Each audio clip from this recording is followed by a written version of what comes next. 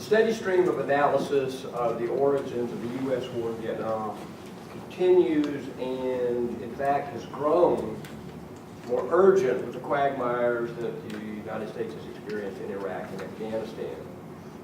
It underscores, those wars underscore the importance of learning from history and not repeating past mistakes. In his new book, Bush's Wars, Terry Anderson, which is the session this afternoon of that book, quotes General Tony Zinni on the Iraq War, quote, "I have seen this movie," it was called Vietnam. The Iraq War in particular was a needless war that could have been avoided, in my view, if policymakers had read and heeded any of the insightful and solidly grounded scholarship on the strategic errors and cultural blindness that caused and prolonged the Vietnam War. In fact, as the wars in Afghanistan dragged on and mismanagement of coalition politics and the inability of leaders to understand the motivations of American opponents has plagued the United States, scholars have increasingly seen similar patterns in the history of the Vietnam experience. Some of the earliest works on Vietnam were on the Flawed Strategy, works by George Herring, Gary Hess, Lloyd Gardner. And many of those historians inspired others of us to mine the U.S. archives and focus on many mistaken assumptions and policy errors that American leaders made. In time, access to sources in Vietnam and even in China produced works by Robert Brigham, Mark Bradley, Chum Tsai, and others to put the U.S. policy process in Southeast Asia in a regional setting. In two anthologies of recent scholarship, I've had the pleasure to edit and work with scholars that provide good examples of the robustness and the value of transnational and cross-cultural perspectives on the Vietnam War. In The War That Never Ends, which I edited in 2007 with John Ernst, there's an analysis by Walt Lefebvre on the relationship between the Asian communists and their Soviet allies. In that volume, Lưu Duan Nguyen, who recently passed away, but an excellent Vietnamese historian and former DRV official, Professor Nguyen wrote a piece asking probing questions about why the United States chose to treat little Vietnam differently than it did powerful Soviet Union and China. Brigham, Bob Brigham, in that volume, looks at the looks at the confusion among Western scholars on the relative significance of Confucianism and Marxism in understanding the political success of Ho Chi Minh.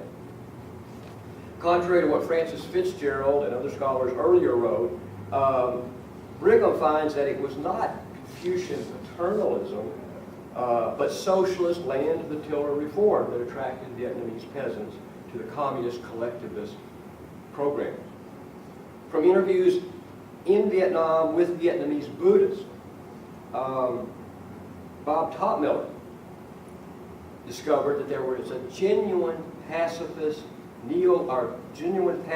non-political resistance to the war among many Vietnamese. The Saigon government and its U.S. advisors claimed that the radical Buddhist movement, remember the burning monks, the radical Buddhist movement was a tool of the communists. Topmiller's research shows that the United Buddhist Church, which was the most organized Buddhist movement in the country, that led a 3-year campaign to topple the Armenian government, simply sought the right to live in peace and ameliorate suffering in a country that would not be controlled by foreigners. It's as simple as that. In the Columbia History of the Vietnam War, which was published this year, which I had, again, the pleasure to edit, essays by Helen Anderson, Fighting for Family, Vietnamese Women in the American War, and again, Bob Brigham, Vietnamese Society at War. These essays document the strengths and disruptions in the social fabric of Vietnam, an issue that U.S. policymakers often misunderstood or simply missed. Anderson's argument that women were not just victims or auxiliaries in the war, but in fact were effective fighters that U.S. tacticians failed to include in their assessments of enemy strength. Brigham looks at the forced urbanization in South Vietnam, again caused by the American way of war, and how that urbanization produced a social disruption among the people for which the struggling Saigon government had no answer. There's more analysis along this lines, this social network, social fabric analysis, in other books. Mark Bradley and Marilyn Young edited a volume, Making Sense of the Vietnam War, Local, National, and Transnational Perspectives. The same kind of themes appear. Mark Lawrence, The Vietnam War, A Concise International History, again, some of these same themes. Another area of fruitful research in the international history of the war, outside of Vietnam itself and China, has focused on Europe. Catherine Statler's Replacing France, The Origins of the American Intervention in Vietnam, published in 2007, uses European archives to detail how U.S. policy after the French war in Indochina came to be what she calls dependency building rather than nation building. A recent book published just this year by Eugenie Blank, Allies, Blank, B-L-A-N-G. Eugenie Blank, Allies at Odds, America, Europe, and Vietnam, 1961-1968. In this book, she concentrates on British, French, and West German leaders and their exchanges with John Kennedy and Lyndon Johnson on Vietnam. In this revealing, multilingual, multi-archival study, she finds that although the heads of the three European nations disagreed with Washington's policies, the separate agendas of each of them kept them from jointly confronting the way in which the United States was conducting the war. In both Statler's and Blank's monographs, the importance of alliance politics could not be more apparent. The value of multilateralism over unilateralism was well known then, long before George Bush administration decided to simply ignore the advice and concerns of other nations.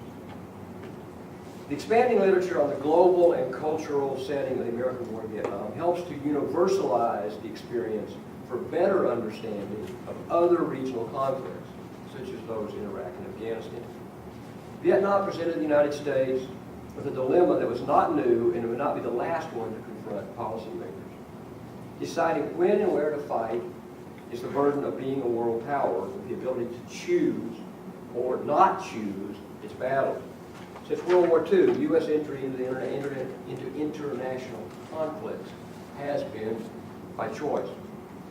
In Korea, Vietnam, the Persian Gulf, Afghanistan, and Iraq, the United States made a determination that threats to U.S. security required the deployment of division-sized American ground forces with tactical and strategic air support. The Vietnam War was the largest and costliest of these military interventions, and it ultimately ended in the failure of the United States to achieve its declared objective of saving the Republic of Vietnam from what Washington labeled aggression by the Democratic Republic of Vietnam.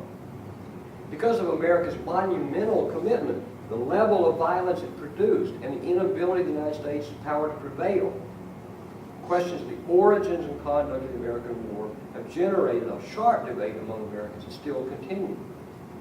How could a great nation have gone so wrong?